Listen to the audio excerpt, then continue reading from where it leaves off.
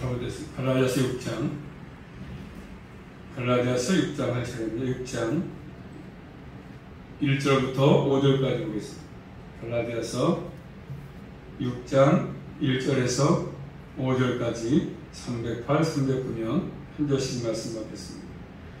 형제들아, 사람이 만일 무슨 범죄한 일이 드러나거든 신령한 너희는 온유한 심령으로 그러한 자를 바로잡고 네 자신을 돌아보아 너도 시험을 받을까 두려워하라.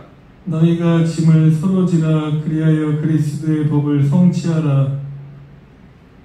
만일 누가 아무것도 되지 못하고 된 줄로 생각하면 스스로 속임이니라. 각각 자기 일을 살피라. 그리하면 자랑할 것이 자기에게만 있고 남에게는 있지 아니하리니. 각각 자기의 짐을 질 것임이니라. 아멘. 기도합니다. 하나님 감사합니다. 무더운 날씨 가운데도 지켜주시고 보호하셨다가 또 저희들을 선물입으로 모이게 하신 아버지, 이 한 사람도 또 주의 말씀을 통해서 다시 한번 저희들 주의 마음을 또 잘 깨닫게 도와주시고 또 이 말씀이 우리 영혼 속에 잘 각인되게 하셔서 우리 믿음이 더욱더 성숙함으로 하나님을 잘 경외할 수 있도록 인도해 주시옵소서. 예수 그리스도 이름으로 감사하며 기도 올리옵나이다.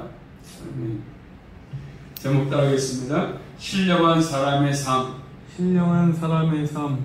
그런 제목입니다. 오늘 본 말씀 6장 1절 말씀이니까 신령한 너희는 이렇게 말씀하죠. 신령한 너희. 자, 본문의 말씀은 신령한 그리스도인들은 어떠한 삶을 살아가야 되는 것인가 하는 것을 말씀하십니다. 우리가 성경을 볼 때마다 신령하다, 또 영적이다 이런 말을 하지 않습니까? 근데 그 말씀을 다르게 이해하는 게 필요합니다. 신령하다, 영적이다 이런 것들이 어떠한 의미인지 문맥의 흐름을 보면서 이해하는 게 중요합니다. 사람들은 대개 자신의 생각과 삶에다가 무엇인가를 끼워서 맞추려고 하지 않습니까? 그런 경향이 있습니다. 자신의 생각에 뭔가를 맞추는 것들이지 않습니까? 성경은 하나님 말씀이 따르기 때문에 그렇게 해서는 안 되는 것이죠. 내 생각과 여기에 끼맞추지 말고 내 생각에 맞게 성경을 뜯어고치지 말고 문맥을 잘 살펴서 하나님께서 말씀하신 의도가 뭔지를 분명하게 알고 이해하는 게 필요합니다. 의도가 뭔지. 고린도전서 2장과 3장 말씀 보시면 사도 바울은 계속 신령하다는 말을 쓰고 있어요. 신령하다.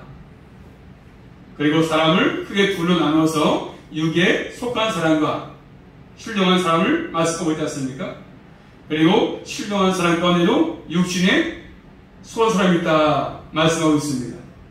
읽어볼까요? 자, 3장, 고전 3장 1절 말씀 보시면 신령한 사람 가운데도 육신에 속한 사람이 있다고 말씀합니다. 3장 1절 말씀 시작. 형제들아, 내가 신령한 자들을 대함과 같이 너에게 말할 수 없어서 육신에 속한 자 곧 그리스도 안에서 어린아이들을 대함과 같이 하노라. 있죠? 육신에 속한 사람이 있다고 말씀합니다. 육에 속한 사람은 하나님의 성령을 받지 않습니다.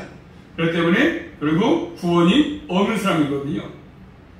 반대로 신령한 사람은 어떤 사람이겠습니까? 이것은 반대가 되겠지 않습니까? 예수 그리스도를 믿는 모든 사람을 의미합니다. 신령한 사람, 예수 그리스도를 믿는 모든 사람들.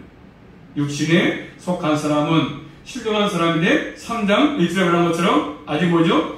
그리스도 안에서 어린아이 같다. 아직. 그렇죠? 그리스도 안에서 어린아이 같다고 말씀하십니다. 그리스도 안에서 어린아이 같다. 그리고 뭡니까? 신앙이 성숙하지 못하다고 말씀하죠. 그래서 그들은 항상 시기하고 분쟁이 있다고 말씀하십니다. 그래서 고린도전서 2장 3장에 보시면 항상 신령한 사람은 예수 그리스도 안에 있는 사람이다 이렇게 말씀하십니다. 자, 오늘 본문에서 쓰고 있는 신령하다, 신령한 너희들 이 말의 의미가 뭐겠습니까? 5장에서 말한 것처럼 우리 그리스도의 삶의 원리를 말씀하지 않습니까? 자, 바로 성령님. 성령을 따라서 행하는 것이지 않습니까? 성령의 인도를 받는 것이죠. 성령의 열매를 말씀합니다. 성령과 동행하는 것이고 또 성령의 열매를 맺는, 그렇죠? 그런 사람이다 말할 수 있습니다. 성령과 함께하는 사람, 동행하는 사람, 성령을 따라서 사는 사람, 그런 사람이 신령한 사람 아니겠습니까? 성령 안에서 사는 삶, 어떤 삶이겠습니까? 성령과 동의하는 사람은 어떠한 삶을 살겠습니까? 그 원리는 고전 14장에 말한 것처럼 교회에 덕을 세운다 이렇게 말씀합니다. 교회를 세운다. 교회를 세우는 삶, 교회를 바르게 이루는 삶. 그 구체적인 뭡니까? 그 내용들이 오늘 말씀 보시면 첫 번째로 온유한 심령으로 바로 잡고 그 말씀하죠. 자, 첫째로 신령한 사람은 범죄한 사람을 온유한 심령으로 바로 잡을 줄 안다 이렇게 말씀합니다. 1절 말고 1절입니다. 본말 1절 시작. 형제들아, 사람이 만일 무슨 범죄한 일이 드러나거든 신령한 너희를 온유한 심령으로 변화자를 바로잡고 말씀하죠. 온유한 심령으로 바로 잡는다. 그러한 자들을. 그렇죠? 자, 형제들아 그러지 않습니까? 형제들아. 자, 이 말씀을 실천하기 위해서는 참된 형제의식이 필요하지 않습니까? 우리가 모두가 예수 안에서 피로 하나가 되기 때문에 한 형제다. 한 형제. 교회를 이루고 있는 한 형제. 그런 의식이 필요합니다. 그래서 예수를 믿고 예수의 피로 구원받은 우리 모두는 한 형제라고 말씀합니다. 우리는 하나님 앞에서 하나님의 자녀, 하나님의 상속자입니다. 그래서 그리스도인들은 이런 하나님의 권속에 속한 한 형제입니다. 한 형제이기 때문에 만약 한 형제가 범죄한 일이 드러날 때 어떻게 하라고 말씀합니까? 그 일을 잘 처리해라. 한 형제가 범죄했으면 그걸 가지고 막 비판한다든가 막 이렇게 하지 말고 잘 그런 것들을 잡아주라고 말씀을 하십니까? 성령의 인도에 따라서 하라고 말씀합니다. 그래서 여기 말하는 범죄는 일부러 고의적으로 또 습관적으로 죄를 얘기하는 것이 아니고 예상치 못하게 본인은 원치 않았지만 결국 잘못해서 주인 옆에 빠진 것입니다. 고의로 한 것이 아니라 어쩌다 보면 실수해가지고 죄 짓는 것을 말씀합니다. 그래서 뭐라고 하면 드러나다 이렇게 말은 마치 현장범처럼 가늠하고 잡힌 그 여인처럼 형제가 죄인 옆에 빠져있으면 딱 드러나거든.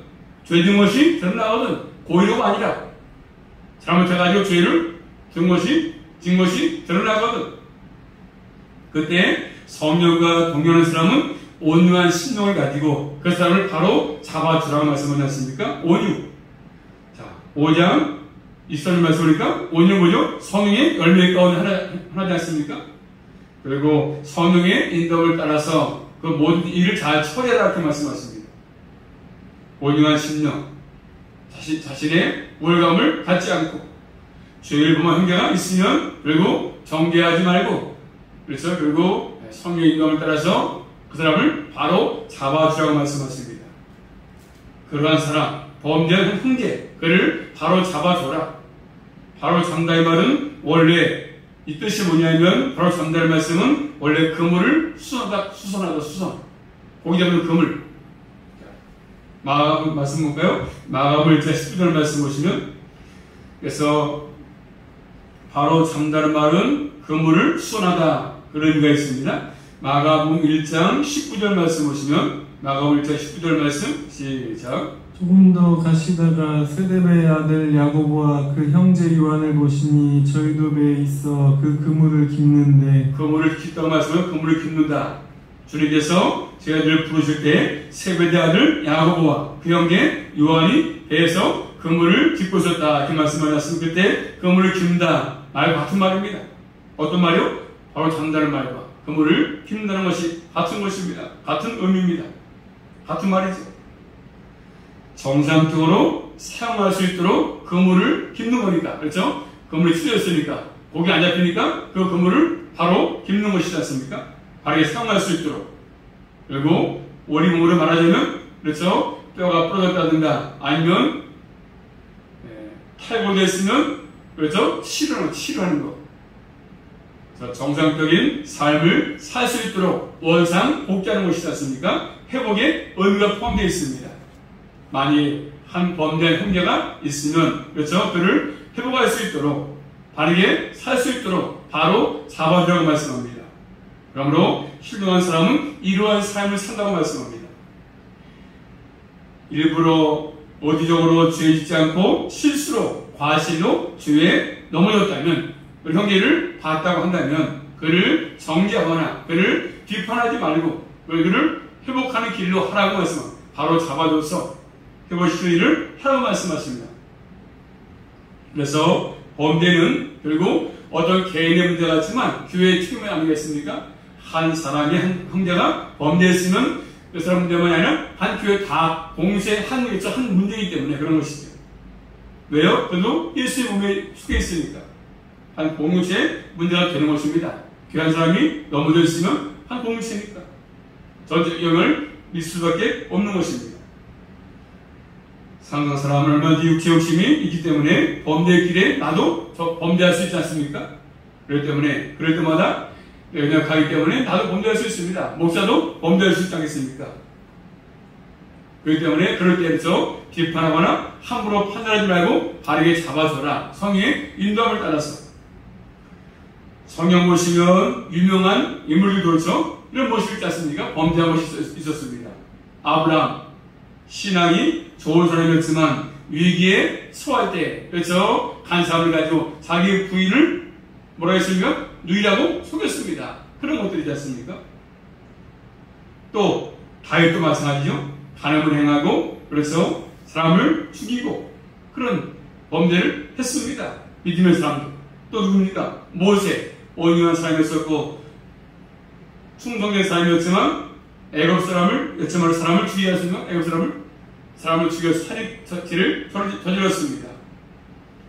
또 거룩한 분노, 입술의 범죄를 통해서 가나안 땅에 들어가지 못했습니다. 범죄한 것 때문에. 또 신학의 제자 가운데 베드로 예수를 세우시나 모른다고 부인했습니다. 맹세까지 하지 않았습니까? 그 죄의 대가를 받았지만 어쨌든 이렇게 사람은 연약하기 때문에 죄를 범할 수가 있다는 사실입니다. 그럴 때에서 그것을 함부로 판단하거나 그를 비판하지 말고 그를 바르게 잡아주라고 말씀하지 않습니까? 그래서 그 범죄 늪에서 나올 수 있도록 성의의 인도함을 따라서 바르게 잡아주라고 말씀하십니다. 그래야만이 다시 회복되어서 신앙생활을 잘할 수 있습니다. 하여튼 다 베드로도 마찬가지로 회복되니까 다시 주님에서 맞춰 복음을 증거하고 살았지 않습니까? 그런 것입니다. 그런 것들은 이런 것들이 필요합니다. 또 두 번째 오늘 말씀 보시면 신령한 사람은 자신을 더 돌아봐라. 자신을 봐라 말씀하죠. 자, 1절 말씀 볼까? 1절입니다. 시작. 형제들아, 사람이 만일 무슨 범죄한 일이 드러나거든 신령한 너희를 온유한 심령으로 그러한 자를 바로잡고 내 자신을 돌아보아 너도 시험을 받을까 두려워하라. 자, 거기 뭐라죠? 내 자신을 돌아봐라. 그렇죠? 너도 돌아봐라. 그런 걸 보거든 내 자신을 돌아봐라. 그래서 주시해봐라. 경계해봐라. 너도 시험을 받을까 두려워하라는 말씀하지 않습니까? 사람이 그럴 수 있습니다. 형제를 바로 잡는다고 하면서 자신이 시험에 들 수 있지 않겠습니까? 죄의 오염되기로 할 수 있습니다. 다른 사람을 바로 잡는다고 하면서 자신이 오히려 그 죄에 빠져서 오염될 수가 있지 않겠습니까? 그렇기 때문에 한 형제를 바로 잡아주면서 자신도 그런 죄에 빠질까 먼저 자신을 돌아봐라. 너도 돌아보라고 말씀하십니다. 돌아봐라. 그런 것들을 보면서 너도 오염될까봐 두려워하면서 자신을 바르게 좀 돌아봐라. 자신을 살펴라. 이렇게 말씀하십니다. 자, 고전 10장 가서 보십니다. 그런데 10장 12절 말씀 보시면 자신을 돌아봐라. 자신을 살펴라. 고전 10장 12절 말씀 보십니다. 한번 잘 하시는 말씀입니다. 고전 10장 12절 말씀 시작. 그런즉 선줄로 생각하는 자는 넘어질까 조심하라. 아멘. 선지로 생각하는 자는 넘어질까 조심하라. 이렇게 말씀합니다. 거기서 시험입니까? 어떠한 시험 말하겠습니까? 거기 시험은 세 가지 변화가 있습니다. 첫째는 죄에 대한 분노. 죄졌으니까 그 사람을 미워서 죄에 대한 분노. 두 번째는 뭡니까? 그 죄인이 빠졌던 그 죄와 동일한 죄로 보는 것입니다. 세 번째는 자기의 교만에 빠지는 것입니다. 문맥의 흐름 보니까 세 번째 해석이 좋아 보입니다. 다른 것도 다 같이 보면 좋을 것 같습니다. 자, 예를 들어서 형제를 바로 잡는다고 하면서 형제를 정죄하고 비판한다고 하냐고 해서 결국 어떻게 했습니까? 오히려 자신도 그 죄에 빠질 수밖에 없다는 것이지 않습니까? 그렇기 때문에 먼저 자신도 조심해라. 한번 돌아봐라. 이렇게 말씀합니다. 자신도 나도 그런 죄에 빠져 있지 않는지를 한번 살펴보라고 말씀합니다. 항상 그렇기 때문에 신령한 사람은 자신을 하나님 앞에서 살피는 게 중요합니다. 살피는 게 내 신앙은 바로 죄에 있는지 나도 죄는 짓지 않는지 살피는 게 중요합니다. 그 다음에 세 번째입니다. 신령한 사람은 서로 짐을 지는 길을 간다고 말씀하죠. 2절입니다. 본말씀 2절 시작. 너희가 짐을 서로 지라 그리하여 그리스도의 법을 성취하라. 신령한 사람은 너희가 짐을 서로 지라. 그래서 그리스도의 법을 성취하라고 말씀합니다. 이 말씀입니까? 교회의 공동체 책임성을 강조하지 않습니까? 서로 그래서 그 사망을 들어가서 같이 지라고 말씀합니다. 혼자 짐은 힘드니까 그 사람의 짐을 같이 져주라고 말씀합니다. 하나님께서는 우리가 가지고 있는 모든 무거운 짐들을 뭐라고 말씀하십니까? 나에게 가져오고 나한테 맡겨라. 수고하고 무거운 짐들 다 내게로 오라고 말씀했습니다. 자, 시편 말씀 볼까요? 시편 55편 22절 말씀 보시면 무거운 짐에 대해서 어떻게 말씀하시는지 어떻게 해야 되는지 말씀하십니다. 우리가 어떻게 할 것인가? 시편 55편 22절 말씀 시작. 우리가 너를 붙드시고 의인의 요동함을 영영히 허락지 아니하시리로다. 아멘. 내 짐을 여호와께 맡겨 버리라. 너를 붙드시고 의인의 요동함을 영영히 허락지 아니라고 말씀하죠. 우리가 가지고 있는 무거운 짐이 있다면 하나님께 맡기라고 말씀합니다. 그리고 하나님께서 붙드신다고 말씀하죠. 그리고 서로 짐을 지라. 그래서 서로 그리스도 안에서 서로에게 더 지어주고 서로 짐을 져줘라. 혼자 짐은 힘드니까 감당이 어려우니까 그 사람 짐이 있으면 같이 나눠지라고 말씀합니다. 서로 짐을 지는 것. 자, 구체적으로 어떤 의미가 있겠습니까? 자, 데살로니가전서 5장 가서 보시면 데살로니가전서 5장 14절 말씀 살전 5장 14절 서로 짐을 지는 것이 어떤 의미가 포함되어 있냐면 살전 5장 14절 말씀 조금 알 수 있습니다. 다 알 수 없겠지만 시작. 또 형제들아 너희를 권면하노니 규모 없는 자들을 권계하며 마음이 약한 자들을 안위하고 힘이 없는 자들을 붙들어주며 모든 사람을 대하여 오래 참으라. 아멘. 자, 그런 말씀이죠. 그런 내용입니다. 규모 없는 자들을 권면해주고 권계해주고 마음이 약한 사람이 있으면 안위해주고 위로해주고 또 힘이 없는 사람이 있으면 붙들어주고 이렇게 말씀합니다. 주 안에서 그런 것들이지 않습니까? 근데 세상 사람들은 그렇게 하지 않지 않습니까?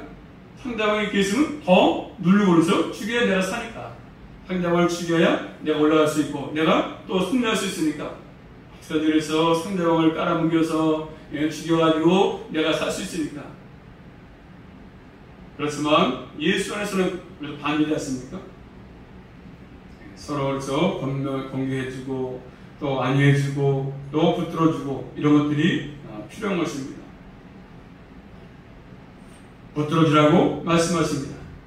자, 또 갈라디아서 6장 다시 본 말씀 2절 말씀 보시면 자, 이렇게 하는 것은 어떤 의미가 있습니까? 2절 말씀 시작. 너희가 짐을 서로 지라 그리하여 그리스도의 법을 성취하라. 그리스도의 법을 성취하는 것이라고 말씀합니다. 그리스도의 법을 성취하는 것이다.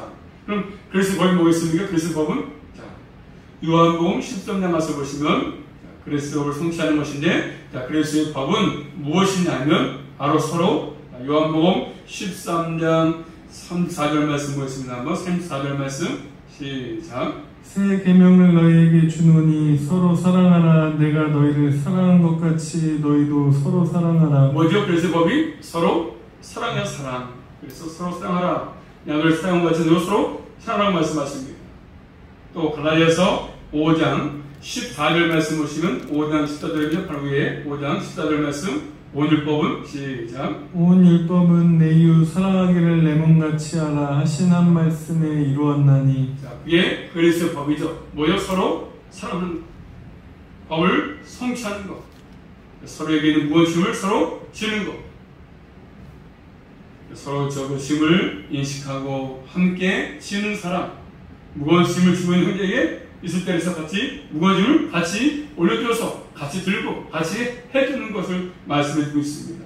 그런 사람이 신령한 사람이고 그런 길을 하는 것입니다. 자, 우리 모두는 서로 주 안에서 예수의 사랑으로 하나가 돼서 무거운 짐이 있으면 같이 나눠서 지고 이 길을 걸어갈 수 있기를 주님의 이름으로 축복합니다. 오늘까지 하고 다음에 떼어서 말씀을 드리겠습니다. 기도하겠습니다. 살아계신 아버지 감사합니다. 오늘 말씀을 통해서 저희를 또 알게 하시고 깨닫게 하신 아버지 감사합니다. 서로 주 안에서 또 신령한 사람은 이러한 삶을 산다고 말씀하십니다. 저희들 이러한 삶을 살게 하시고 늘 신령한 삶을 다 살아갈 수 있도록 인도하시며 어려울 때 또 아버지 형제가 무거운 짐을 지고 들 때 같이 나눌 수만 있도록 함께 해주시옵소서. 예수 그리스도 이름으로 감사하며 기도 올리옵나이다. 아멘.